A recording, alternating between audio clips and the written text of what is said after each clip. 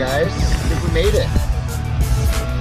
I've actually never parked here, and I actually followed the GPS on the cars, and I've never done that before, which is a little different. So I've never parked here, and I feel like this is not where I'm supposed to park, but we'll see what happens. All right, let's go.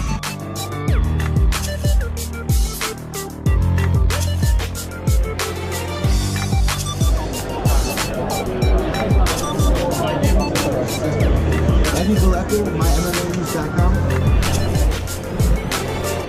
Alright, so quick story time before we go inside, guys. I just got my credentials for Bellator, but it was a little iffy at first. I got in line, I introduced myself to all the media members. You guys can see that in Periscope. And then Esther Lynn gets in line behind me, Marco Mundis, a couple people in front of me. I get to the line and they can't find my fucking name. And I go up to the PR guy and I'm like, man, look, I got this email. I even got the clip in here, which you guys just saw a second ago. But all in all, my credentials gonna be going outside. Nick looks at me and goes, oh, what, you having trouble? You can wait. It's classic. All right, so we're gonna be heading inside. I'm gonna be doing it live on Periscope. So here we go. So here we are at ringside, guys. At Bellator. First fight underway already. We got Gary next to us, Ed next to us. Some big names here, personally.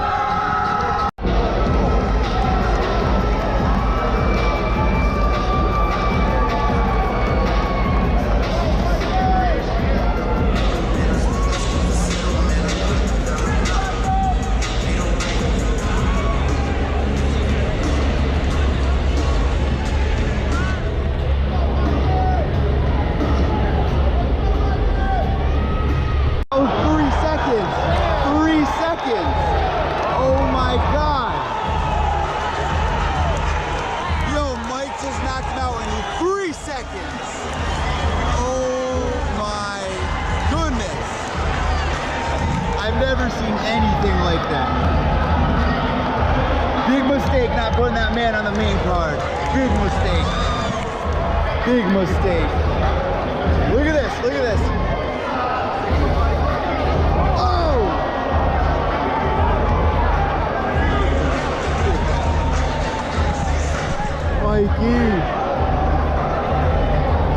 Mikey. Oh. That's how we do it, baby. On that CT shit. Ladies and gentlemen, inside the Bellator cage, it comes to an end. 6 seconds. In your round, number 1, the winner by knockout, Mike the 7th.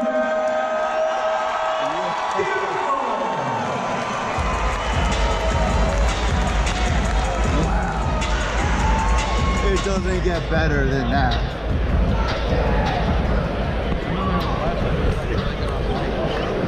He finished his opponent in the last fight in like a minute.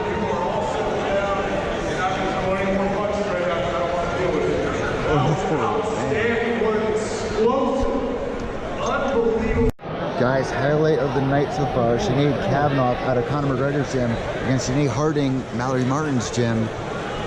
Kavanaugh's face is bloodied up early in the first round, but she's being very aggressive. Let's see how this unfolds. Guys, they're calling the fight. Sinead Kavanaugh with a big cut on her forehead. Could not go on for the rest of the fight. Janae Harding advanced to 4-4. The Gold Coast Australia training alongside Invicta's Mallory Martin. Big win for Janae Harding.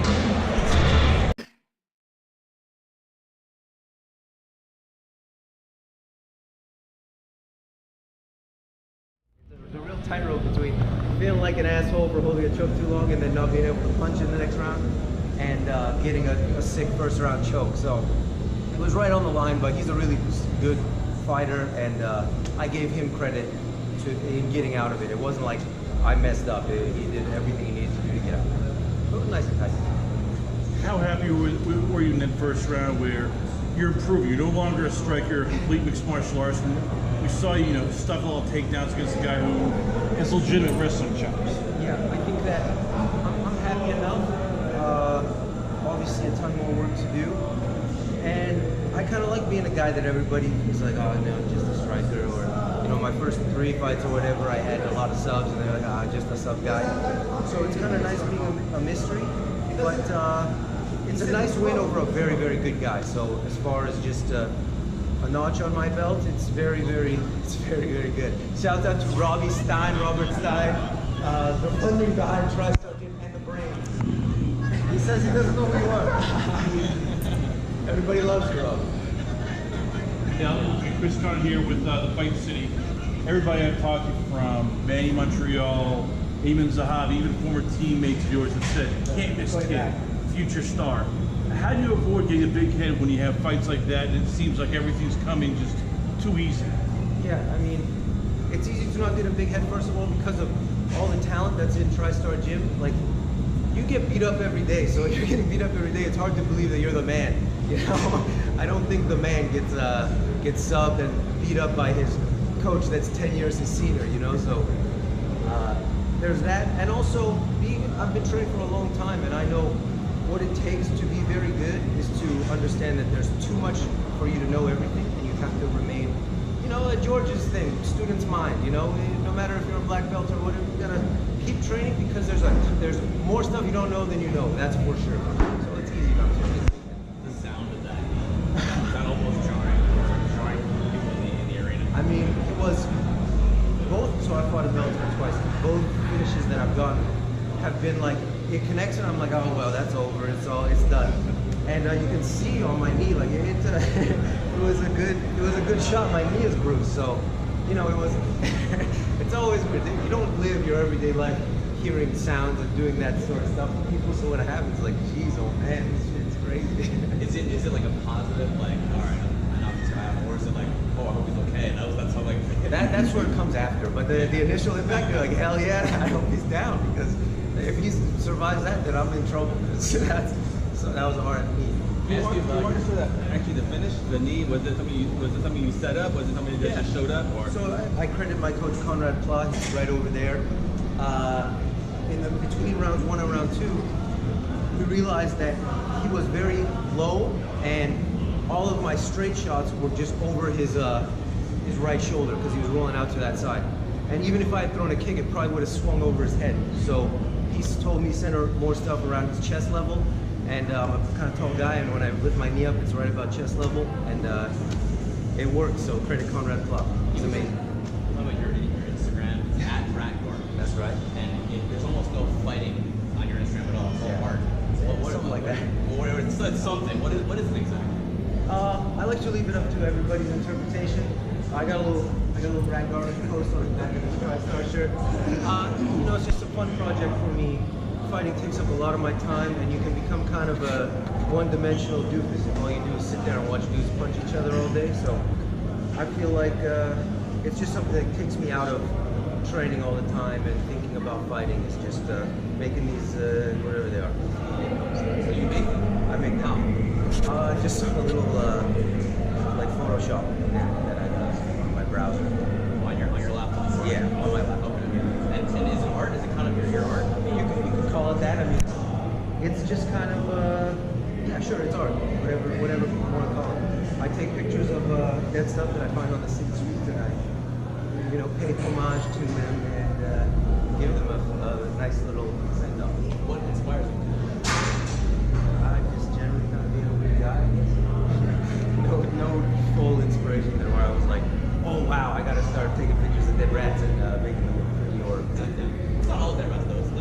there's some snakes, there's dead birds, there's anything that's kind of down there. Maybe it started in Japan. I went to Tokyo for a friend's fight, and everybody talks about how clean Tokyo streets are, and they are very clean. But I found a dead rat on the road in like Shibuya, and I was like, perfect. I'm gonna prove to everybody that I found a dead rat. And then I took a picture lying next to it, which you can see way back, and then it kind of. So you're kind of an artistic guy. I want your opinion on this photo that I'm talking about. Like Tokyo, not Oh jeez. I mean, I look very ripped. that's kind of cool. Yeah. Would this match make the ad rap art? No, not really. And that's more of a, fight stuff. That's just boring. Going off of what somebody said earlier about you being a weapon for TriStar, everybody, all your teammates talk about how good you are. One of the things that they always say too is that you're kind of a secret weapon, that you don't necessarily get as many fights as you want. You think with that knee, that's going to change going forward? You're going to try to stay more active and get in more often?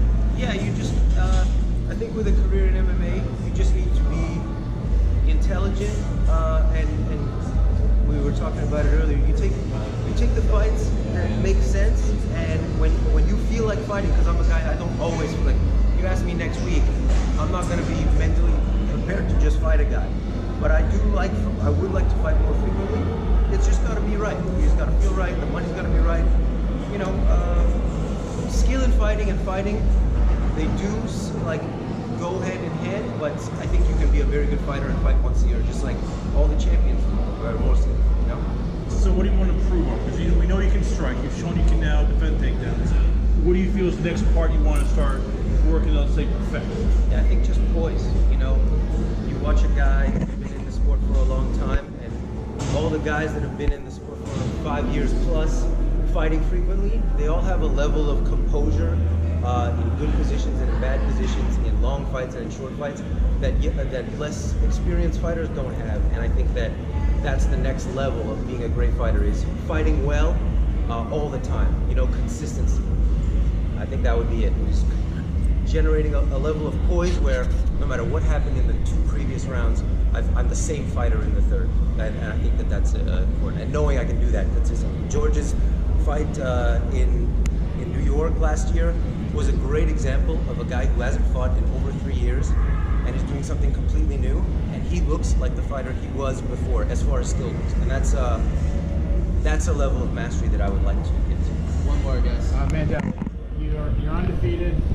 You just got another highlight reel knockout. It's going to be all over Bellator.com, YouTube, all over the place. Big knockout on one of the biggest cards of the year. You're in a great weight class. What do you want next? Who do you want next? I haven't really thought about it, obviously. I will leave that up to my competent team. I'm sure there's plenty of good matchups here. I don't look at enough fights to know a name to call out. But Faraz is a smart guy, and he's better at that than I am. So that's who I will give it. I'm putting you in the women's division. You heard it here first. Thank you. Weight cut is easy, so we'll make it no problem. You're going transgender. Can I give some shout outs? Shout out to, obviously, Faraz Zahabi, Conrad Plot, Steven Sims, my corners, TriStar Gym, everybody there, I love you all. And my family, mom, dad, Adrian, Sierra, and my barber, Louis Semidakis, a great fighter. And my wife, beautiful wife, Evelyn Dell. Should have been first.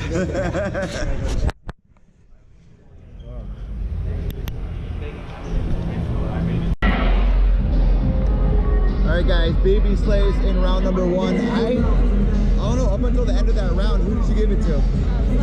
Gave it to Baby Slays 10-9? But he ended the round getting beat up pretty badly. Like, his opponent. What's his opponent's name? Corey Brown. Like looking for it. I'm like, where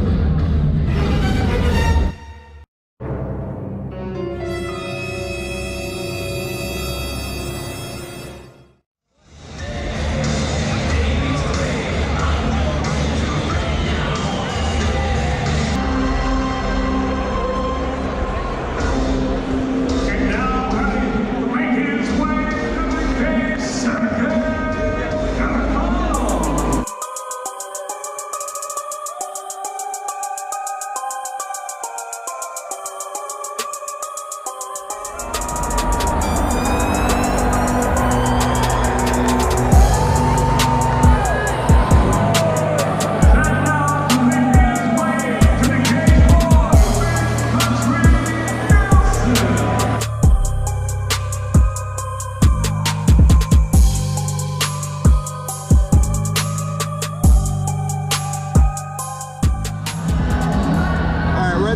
event right now. What do you guys think is the best fight so far tonight? Mike Kimball, hands down for me. That's what's gonna stand out. That's going to stand out. Also, Baby Slice getting beat. I still don't know what happened. Like at the end, it's like he just drained or something happened. He obviously got carried out on a stretcher. I feel like it was right before the transition. Something happened. Yeah, I think he might have been dropped on his head over here by the defense. What's that guy's name to give him some clout? Corey Brown. Corey Brown. Shout out to Corey Brown, man. So that's the fight.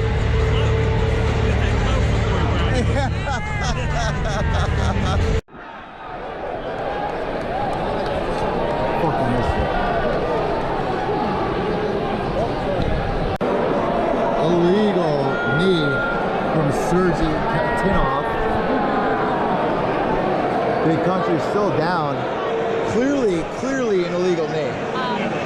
Big time.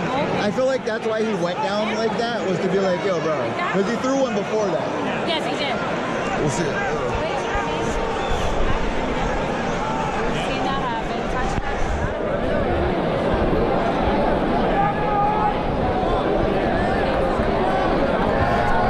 Damn. Roy back up. Let's see how this unfolds. Roy Nelson just got knocked out here in Bellator 207. And I caught it right here on my Instagram clip. Insert link right here. All right, thoughts on what just happened?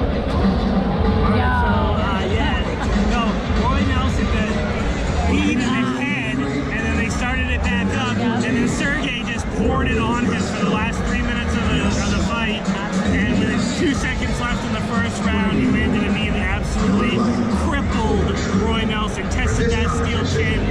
Literally 2 seconds left in the round. We haven't seen Roy Nelson knocked out in a very long time.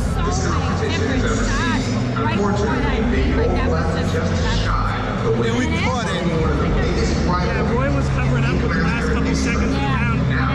All the jabs were getting through, all the haymakers by Sergey were getting through, and eventually it dropped his hands and that knee made it to the chin.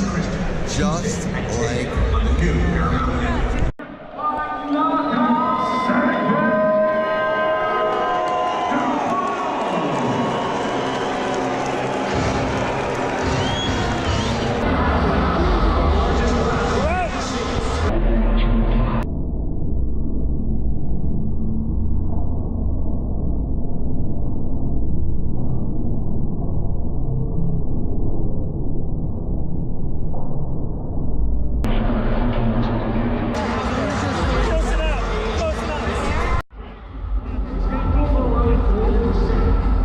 Travis always calling the fighters over. I love it. Here we go for our main event, guys.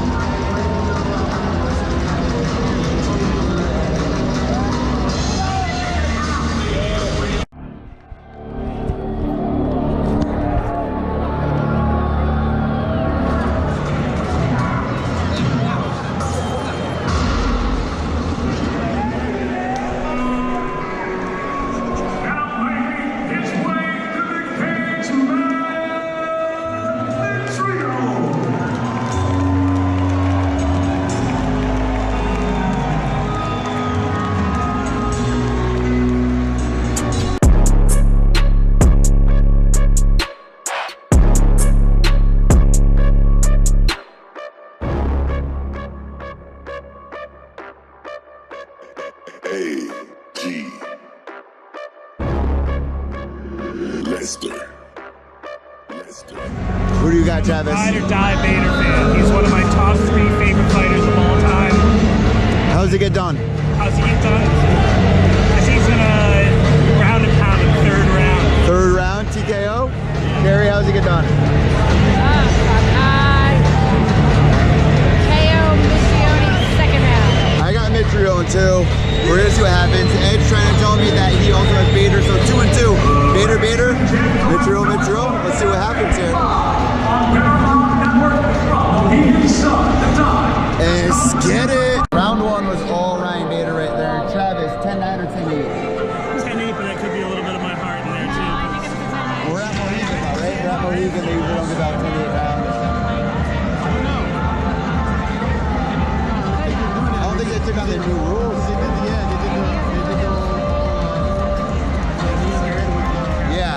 Yep, you're right, with Roy Nelson. Let's see what happens here, guys. I give it 10-9 to Ryan Bader here. Let's see what happens. All right, here we go.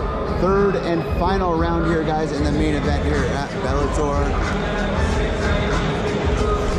Obviously, Bader's winning the entire fight. Which rounds do you give him a 10-8, though? The 2nd round, I give him 10-8 for sure. Honestly, I gave the 1st round 10-8. I think it was the 2nd round because of the heel hook attempt by Mitrio. Okay. It was like a failed fight. It was a fail. Mitrio did come out swinging. Bader closed the You never know. I mean, but isn't it effective? Yeah, it wasn't necessarily effective. Effective striking. Come on, people. But Bader did lose position. Bader lost position on the heel hook attempt when he got right back on top of that. That's what I'm saying. Where was the effectiveness in that? None whatsoever. Bader all day here. I was wrong, guys, but we'll see. One more round. It's MMA. Let's see what happens.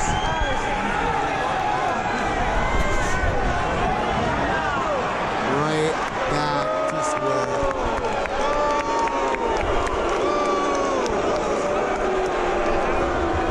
Everybody is booing.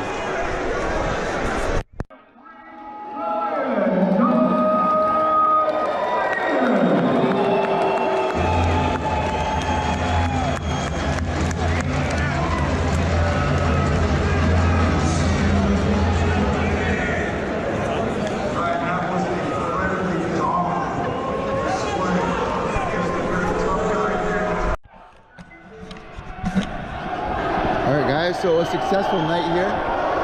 We're actually heading backstage. We got Carrie Stellar behind me here. We're gonna be heading backstage right now for the press conference. Mr. Nolan King. Ole. One of the biggest up-and-comers in the MMA media scene this year in 2018. So the press conference where I cannot go live until they tell me to. So let's get it.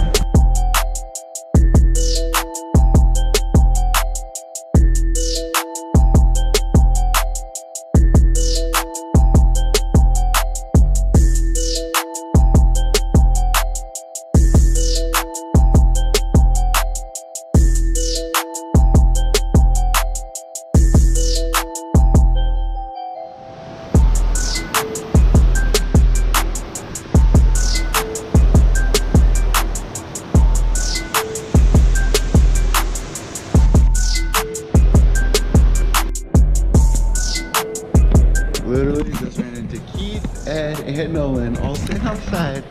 Crispy, look at them. They're sitting outside. Krispy Kreme eating donuts. I was like, yo, this only could have been better if I came around the corner and the 3 of you guys were wearing the Krispy Kreme hats. And they just looked at me like, bro, just go. Just go. So yeah, I'll see you guys on Twitter. But that was tonight. That was the night. What do you expect when Evil Eddie watched their kid? What do you expect, kid? You know cookie cutter journalists. You know cookie cutter journalists. Come on. Just be real, kid. It's a lifestyle. Buenas noches, estoy bien. Tribu, MMA.